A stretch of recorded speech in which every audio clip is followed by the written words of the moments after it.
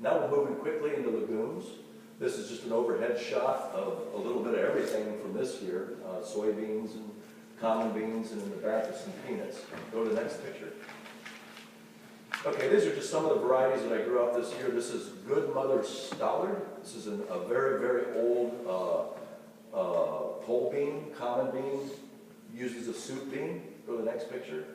This is, we just had this for the first night last night. This is Beefy Resilient Grass, which was bred by Carol Deep. Anybody ever heard of Carol Deep? Not sure I pronounce it. Anyway, she bred this, and I don't know if I can fully tell you what a Grex is. A Grex is a composite. Usually when you create a new bean, you breed two things together, you come up with a parent plant, and then you begin to select for the traits you want, and it takes anywhere from 5 to 10 years before you have a stabilized open pollinated plant. A Grex is kind of like somewhere in between, where it's no longer a hybrid, but it's no longer a finished product. It just has a lot of diversity in it. You could select each of these out, each individual type bean, and begin to grow just that, and then you would have a new type of bean. But by keeping them together, it stays a composite, stays a Grex. But part of the reason for that is because this thing is very disease resistant and very adaptable to extreme weather conditions. The reason it's called beefy is that supposedly the description that even she came up with is that it has the flavor of beef in a bean. Did you think it tasted like hamburger or beef? I didn't either, but it was really, really good. So, I know, I had a little ham on the side to throw in mine. But anyways, go to the next picture. This is Guatemalan yellow bean. And this is the actual original seed. The actual seed was grown by a farmer in Guatemala, and then I got it through this company called Victory Seed. And again, it's one of those crops. It's really cool. Sometimes when you bring something from South America or from Central America or even Europe and you try to grow it here, the first season it may not do very good, and it might take a few seasons to adapt. This one just took off great, did fine.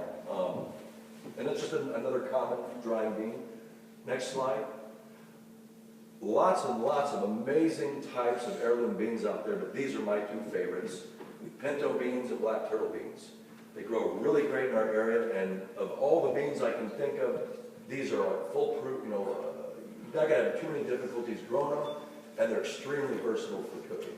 So I always have to throw that in. Everybody's enamored today with all the incredible beans, types of beans that are out there, but you can't ever go wrong with these. And they grow great in our region. Next one. And there's my Indiana rice and beans, which I thought was pretty cool. Next picture. Okay, now we're going to talk about a fellow named Joseph Simcox, the botanical explorer. He's an interesting guy that my wife and I got to meet this last fall. He goes all over the world and collects stuff in the wild, foods, but he also, when he's in a country, this one happened to be Armenia, he goes to out in the country, the little farmers markets, and they're all selling their beans that they've been growing for generations. And in some of these countries, they don't even have names for the beans. So he gets the seed, brings it back, they grow it out, and then he has to find names for it. This one had a name. This is Doti Doshian. I was given a tiny handful of seed by Mr. Simcox this fall, and I'm planning to try this one out this year. They're a really large bean. They're about, I don't know if you can see, they're about that big. So it's a huge bean. Go to the next slide.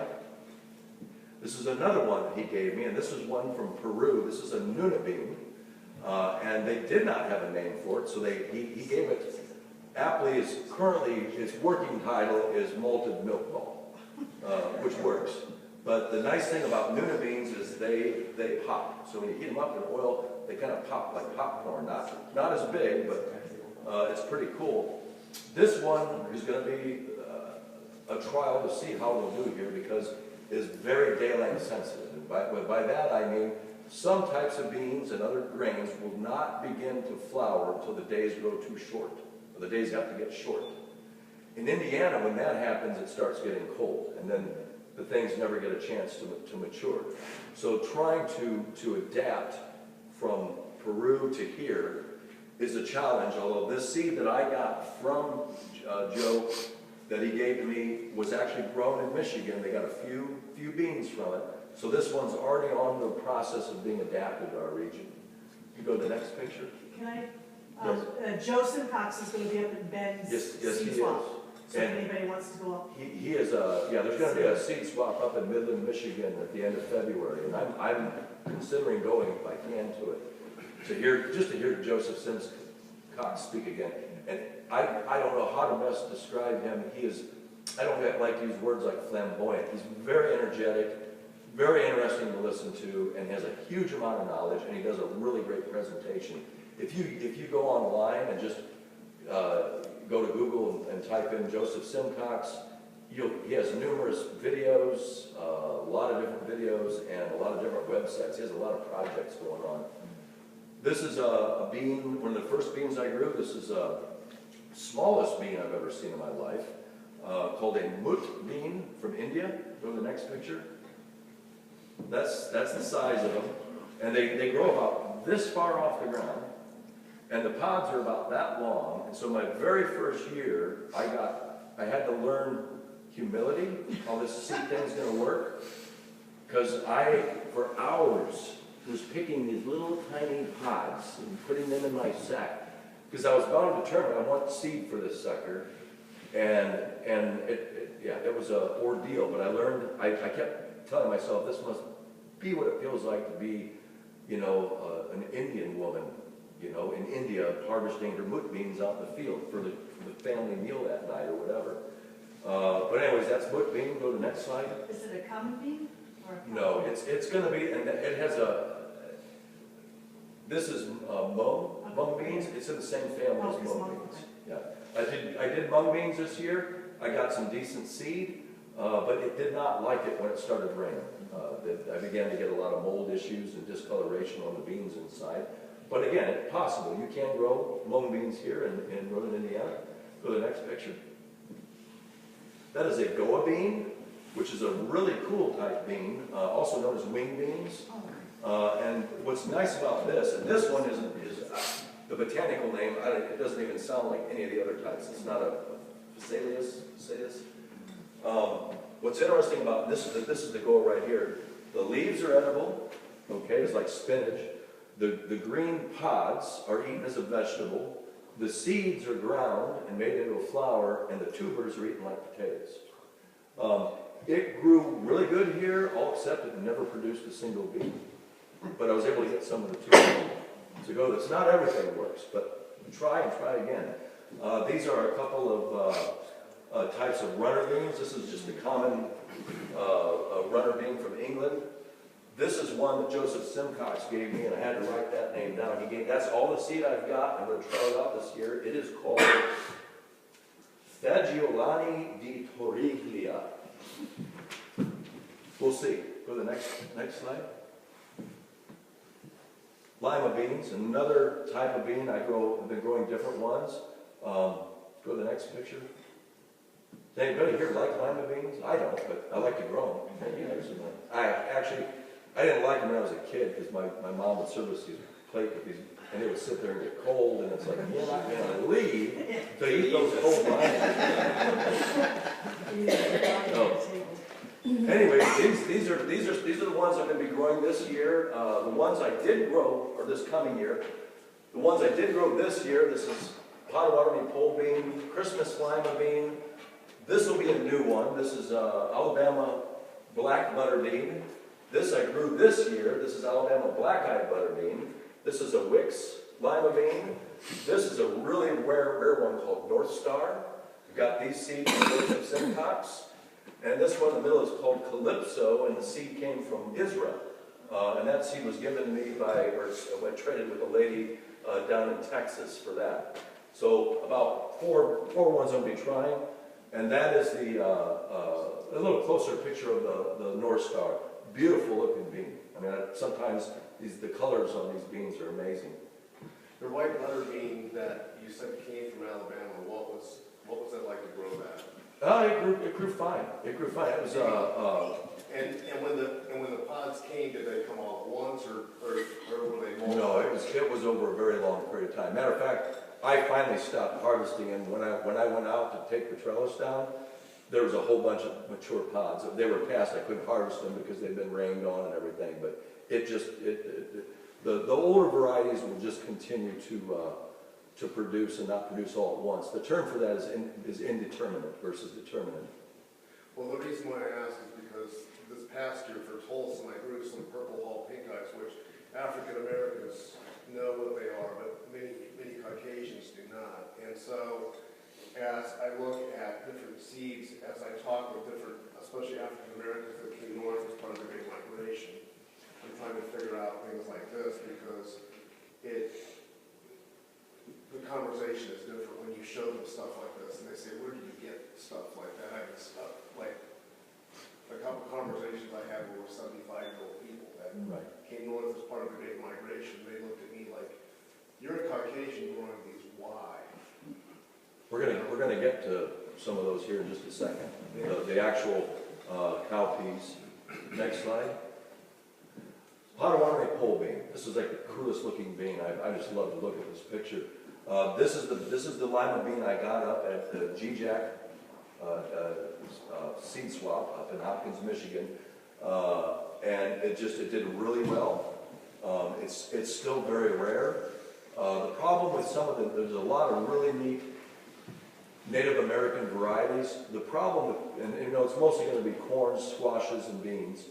The problem with it is that in a lot of cases, because of their tribal laws and things, they're very leery of sharing this stuff with outsiders. Some tribes are more apt to share than others. And, you know, I understand the cultural reasons for that, but the problem is that there are so few Native American farmers and growers left that a lot of these varieties are in danger of being lost. And so it's kind of a little bit of a dance routine with them to say, okay, we want to respect your cultural history here, but at the same time, if you don't get this stuff grown, you're going to lose it. And so you need to find some non-native people who will take it serious and begin to grow these out. So anyways, that's not to get into, there's a lot of interesting stuff going on there with Native American tribes. But how tall do those plants get? They get pretty tall. They got about, taller than me. They got about like this, and then they even begin, that's the highest my trellis. My trellis can only be as high as I can put a fence post in. So if it grows beyond that, then it just kind of loops over the side, so I have to do this while I'm harvesting my beans. So this is what I came back with from that seed swap. Everything except the glass of wine in the corner. So this was a great day, and a lot of this seed I shared with Rick Ritter back here. I grew some of it out myself, and some of it I haven't even grown out yet. But this is the fun part of when you go to a swap, you come back with some stuff. While I was there, Rick, you grew the Miami white flowering corn, and you got some seed for that? I got a good crop. Okay. The guy who was there, and the Miami white, that's another Native American tribe that would be local to our region or our area, probably more southwest, but Fort Wayne. The guy who had this cob of this, he had one cob. He went into his car and got it. He said, you know, you need to grow this because you'd be really interested in this. And I got this from such and such guy. He's got from his sister-in-law. And so I'm standing there, and there's another guy there. And he's about to hand me this cob, and he says, oh, you probably want some too. So he snapped it in half. And I got the short end of the stick,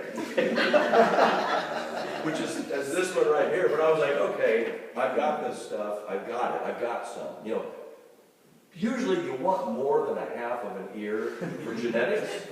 But I was glad to have it. And so when I got home and was looking at, how am I going to, I mean, it's fun to go to a swap and get stuff. And it's like, I can't grow all these things. I don't have enough distance to isolate them. So that's when I can call up Rick and I say, hey, Rick, you can grow this out? You grow this out? So anyways, Rick has it. And hopefully that's one that could be proliferated in our area because we haven't probably eaten any of it yet. Did you get a chance to eat any of it? Not yet. But yeah.